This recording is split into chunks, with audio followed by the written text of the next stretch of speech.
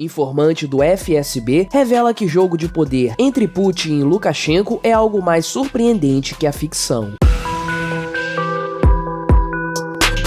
Este é o Visão Libertária, sua fonte de informações descentralizadas e distribuídas. Este artigo foi escrito por Sagat Bordiev, revisado por Peter Turguniev, narrado e produzido por mim, Quintessência. Um analista do FSB, o Serviço Secreto Interno Russo, tem vazado informações desde o início da guerra para Vladimir Osechkin, um ativista russo dos direitos humanos que está exilado há anos na França. Essas cartas são posteriormente traduzidas do russo para o inglês e daí para outras línguas. Não se sabe a veracidade dessas cartas, mas elas já acertaram muitos pontos no passado. Portanto, existe a possibilidade de ser algo real. No dia 27 de novembro, uma das cartas informava sobre as discussões acerca de Belarus, presidida por Lukashenko, entrar na guerra da Ucrânia como aliada dos russos. Segundo o analista, o departamento de Voika do FSB preparou uma resolução para o CSTO em conjunto com o segundo departamento do CIS. Aqui é preciso explicar uma piada em russo e esse monte de siglas. Primeiro, a piada. Dvoika é o nome usado em escolas russas para a nota 2, que significa reprovado, e é diferente da palavra 2 em russo, dvar. Ao mesmo tempo, o segundo departamento do FSB faz a parte da diplomacia e combate ao terrorismo e foi quem preparou essa resolução. Ao chamar o departamento 2 do FSB de departamento Dvoika, ele estava fazendo uma piada depreciativa com o departamento. Também é importante explicar o que é CSTO. CSTO é a Organização do Tratado de Segurança Coletiva, um tratado de defesa mútua do qual fazem parte a Rússia e várias repúblicas ex-soviéticas, como Belarus, Cazaquistão e outras. É muitas vezes referenciado como sendo a OTAN da Rússia, embora tenha um escopo e poderes muito menores. Também precisamos explicar o que é o CIS. CIS é a Comunidade de Estados Independentes, um grupo econômico formado pela Rússia e várias repúblicas ex-soviéticas, que tem acordos de livre comércio, facilitação de vistos e etc. É muitas vezes descrito como sendo a Comunidade Europeia da Rússia. Além disso, a carta indicava o segundo departamento do CIS e há vários deles no Ministério das Relações Exteriores. E a discussão é sobre o segundo departamento dos países da CIS, que inclui apenas 3 países: Ucrânia, Moldávia e Belarus. Explicados os termos, vamos ao que foi essa resolução do CSTO, preparada pela CIS com a ajuda do FSB e por que ela foi tão importante. Inicialmente, Lukashenko, presidente de Belarus, foi visto como um alvo fácil para a Rússia e em todos os níveis departamentais não foi difícil fazê-lo jogar de acordo com as regras de Putin. Ele disponibilizou o território do país e a infraestrutura e ajudou no que pôde a preparação das tropas russas na invasão inicial da Ucrânia pela Rússia. Mas após o fracasso da Operação Militar Especial, e o fracasso ficou evidente desde o 3º dia de guerra, os russos começaram a perder o controle sobre Lukashenko. Lembra da reunião de Lukashenko com seus militares em 1º de março, quando ele mostrou publicamente um mapa de atividades militares, revelando planos da Rússia para invadir a Transnistria e seguir para a Moldávia via Odessa? O FSB está convencido de que Lukashenko estava deliberadamente armando para a Rússia, sabotando os esforços russos e vazando propositalmente os planos secretos e chamando a atenção internacional para os verdadeiros alvos de ataques militares. O que ele queria com isso? O óbvio, se afastar da guerra. Após tal demonstração da falta de confiabilidade de Belarus em manter informações secretas com a velocidade da luz, a Rússia começou a reter informações reais de Lukashenko e do governo de Belarus, o que os ajudou a evitar serem arrastados para a guerra. Desde então, todas as tentativas de trazer Lukashenko novamente para o apoio aberto à guerra falharam. Ameaças e truques não funcionaram. Os russos decidiram, em determinado ponto, simplesmente subornar Lukashenko. Segundo o analista, isso funcionou 50%. Lukashenko pegou o dinheiro, geralmente na forma de empréstimos não reembolsáveis, fez uma retórica agressiva contra a Ucrânia, mas assim que o procedimento de transferência de todo o valor para os bancos de Belarus terminou, ele simplesmente não fez nada e abandonou o acordo. Só funcionou a parte dele receber o suborno, não dele entregar o que foi prometido. Um dos argumentos importantes de Lukashenko é que ele não está pronto para o status de participante ativo na guerra da Ucrânia devido à legislação de Belarus não permitir essa ação. Assim, uma solução inteligente foi encontrada, a tal resolução do CSTO preparada com a ajuda do FSB. FSB. O conselho do CSTO, na última reunião do grupo em 24 de novembro, dedicou atenção especial à questão do combate ao terrorismo e extremismo, área de responsabilidade direta do CSTO. Isso significou inserir os dois itens pouco compreendidos na resolução geral sem fazer muito barulho. Primeiro, a fim de otimizar o mecanismo de cumprimento dos direitos dos Estados-membros ao tratado, e de acordo com o artigo 8 da Carta, todos os Estados-membros têm o direito de usar suas forças para combater ameaças terroristas no território de qualquer um dos Estados-membros em nome da organização. Esse primeiro item, portanto, permitiria ao exército de Belarus entrar no território ucraniano anexado pela Rússia sob a bandeira do CSTO para operações antiterroristas. Segundo, de acordo com o artigo 10 da Carta, os Estados-membros concordam em intensificar os esforços para melhorar a consistência de suas legislações nacionais. Esses pontos aparentemente inócuos foram coordenados com o segundo departamento dos países da CIS do Ministério das Relações Exteriores da Rússia. A ideia é que o CIS trabalharia seus contatos dentro do parlamento de Belarus para passar leis permitindo a ativação das Forças Armadas de Belarus sob bandeira do CSTO para atacar a Ucrânia como uma força contra terrorismo. Isso retiraria de Lukashenko seu argumento de não ter legislação autorizando entrar na guerra. Ou seja, um ataque maciço à Ucrânia do território de Belarus seria enquadrado como a introdução de forças CSTO para combater a ameaça do terrorismo. Cabe lembrar que, lógico, outros membros do CSTO ficariam indignados com isso, porque nenhum deles quer participar da guerra na Ucrânia. Mas a visão dos russos é que depois dessa guerra, o CSTO já não vale mais nada mesmo, então acabaria servindo apenas para tentar colocar Belarus na guerra. Além disso, tal decisão de Lukashenko seria difícil de contestar pelos outros países do CSTO, porque formalmente é diretamente baseada nos pontos, aparentemente inócuos, da resolução do CSTO, assinados por todos na reunião do dia 24 de novembro. Mas é aqui que as coisas começam a dar errado para a Rússia. Primeiro, Lukashenko declarou publicamente, logo no início do encontro, que o destino do CSTO depende da operação na Ucrânia, tirando ele próprio capacidade de ação do CSTO e chamando a atenção para o assunto Ucrânia. O lado russo na cúpula do CSTO tinha uma diretriz clara para manter o silêncio sobre a Ucrânia e desenvolver suavemente o tema do combate ao terrorismo para que os pontos mencionados não levantassem suspeitas e pudessem ser inseridos de maneira fácil e discreta. Mas Lukashenko fez o possível para que os outros participantes percebessem qualquer informação pelo prisma da situação na Ucrânia. O plano já estava desmoronando. Lukashenko em si não poderia deixar de assinar a resolução, ou isso deixaria muito claro sua sabotagem. Mas ele esperava, ou combinou, com outros membros para algum deles recusar. Muita gente tem Lukashenko como um idiota, mas o fato é que ele já deu mostras de conseguir se livrar de situações absurdamente complexas meramente com palavras. O cara até se faz de burro, mas é muito mais inteligente do que parece. Falamos sobre isso no vídeo A Estranha Posição de Belarus nessa guerra de invasão da Ucrânia. Ou seja, Lukashenko se adiantou ao plano russo e fez questão de, sem falar diretamente, associar a resolução que estava sendo assinada à questão da Ucrânia. Daí, Pashinyan, o primeiro-ministro da Armênia, se recusou a assinar a resolução. O vídeo mostra claramente como Putin joga a caneta chateado com isso, e até Lukashenko faz um sinal de surpresa, sendo que esse era exatamente o resultado que ele esperava. A Armênia está magoada com a Rússia, já que o CSTO e a própria Rússia haviam dado garantias que o território de Nagorno-Karabakh, uma região disputada por Armênia e Azerbaijão, seria protegida por eles. E pouco tempo atrás, o Azerbaijão invadiu a região, a Armênia pediu ajuda e foi negada. Eles, portanto, já estavam por aqui com o CSTO. Ao ler a resolução, com o foco colocado na questão ucraniana por Lukashenko, ele percebeu que queriam arrastar o CSTO para a guerra na Ucrânia, quando negaram a ele o mínimo de intervenção. Também existe a suposição de que Lukashenko sabia de tais planos do lado russo, porque ele mantém conversas secretas com o Ocidente que o avisa sobre tudo. Lukashenko seria, portanto, um agente duplo nessa história, ou até já estaria negociando diretamente com o Ocidente uma saída para ele quando a guerra na Ucrânia inevitavelmente levar ao colapso da Rússia. Não sei o que se passa na cabeça dos militares, eles têm seu próprio jogo, não confiam em nós e ainda não tenho nenhuma informação especial deles. Mas o que é óbvio para todos é que um ataque de Belarus não pode ter sucesso militar, a menos que o objetivo seja anular os músicos de Prigozhin, o grupo mercenário Wagner, que tem apoiado o exército russo na guerra e tomado um protagonismo significativo. A propósito, aqui tanto o FSB quanto os militares parecem estar em consenso. Matar os wagneritas nas mãos dos ucranianos, ao mesmo tempo em que os culpa por tudo e mais é uma solução e opção muito viável. A estratégia do moedor de carne em Bakhmut tem por objetivo muito mais destruir e enfraquecer o grupo Wagner do que ganhar algum território, segundo o analista do FSB. Que a guerra está perdida, segundo ele, é muito óbvio e só pode piorar a partir daqui. Por enquanto, as negociações estão sendo tentadas para um cessar-fogo, mas em seguida virão as negociações pelo preço da derrota. E a julgar pelas tendências, poucas pessoas hoje se importam com as condições russas. O preço será caro para a Rússia. Kiev, obviamente, entende tudo perfeitamente bem. Há dados confiáveis sobre a preparação ativa das linhas de defesa das fronteiras de Belarus até Kiev no momento. Mas aqui a lógica canibal entra em jogo. O ataque russo via Belarus seria muito lucrativo para a Ucrânia, na visão dele, devido aos campos minados, domínio total da artilharia na defesa, redutos da defesa aérea. O lado ucraniano pode obter uma vitória fantástica sobre as forças russas por um preço mínimo. E é vantajoso para Kiev eles massacrarem não tanto os wagneritas, mas focarem em destruir os mobilizados. As perdas maciças podem causar um colapso final na sociedade russa, e a tarefa de mobilização de tropas na Rússia mudará para a contenção dos tumultos dentro da própria Rússia. Nesse sentido, o lado ucraniano coletará dados e se preparará ativamente, ao mesmo tempo em que adotará declarações de que não esperamos um ataque de Belarus, exatamente o que tem feito nos últimos dias. Cabe acrescentar a essas informações do analista do FSB algumas informações adicionais importantes. No dia 26 de novembro, portanto um dia antes dessa carta ser escrita, mas após a recusa de assinatura do tratado do CSTO já ter acontecido, Vladimir Maquei, ministro das Relações Exteriores de Belarus, morreu de forma misteriosa. Maquei era o ministro de Lukashenko mais próximo do Ocidente. Portanto, é possível inferir que a explicação para a falha do plano foi a que Lukashenko estaria trabalhando com o Ocidente, ou seja, traindo Putin usando Maquei como mensageiro. No dia 28 de novembro, Lukashenko trocou todos os seus cozinheiros e serviçais próximos. Certamente estava preocupado com a possibilidade dele próprio ser morto. Alguns especialistas do Kremlin vazaram a ideia de que uma alternativa mais simples para fazer Belarus entrar na guerra seria simplesmente tirar Lukashenko do poder e colocar em seu lugar o secretário de Lukashenko para a CSTO, Stanislav Zas, que é extremamente leal à Rússia. O plano seria simples. Ele assumiria, certamente haveria tumulto no país. Ninguém gosta de Lukashenko, mas todo mundo ia perceber que se trata de um golpe. Zas assumiria o país e pediria imediatamente a ajuda do CSTO para pacificar o país, entregando as forças armadas de Belarus ao controle do CSTO. Pronto, Putin tem tudo o que precisa. Lukashenko está de fato jogando um jogo perigoso, mas ele só precisa se manter fora da guerra por mais alguns meses. A Rússia fatalmente irá desmoronar em breve. Obrigado por sua audiência. Se você gostou deste vídeo, deixe o seu like e o compartilhe com seus amigos para difundir as ideias da liberdade. Se quiser ser notificado dos próximos vídeos, clique em se inscrever e depois no ícone da campainha. Até a próxima!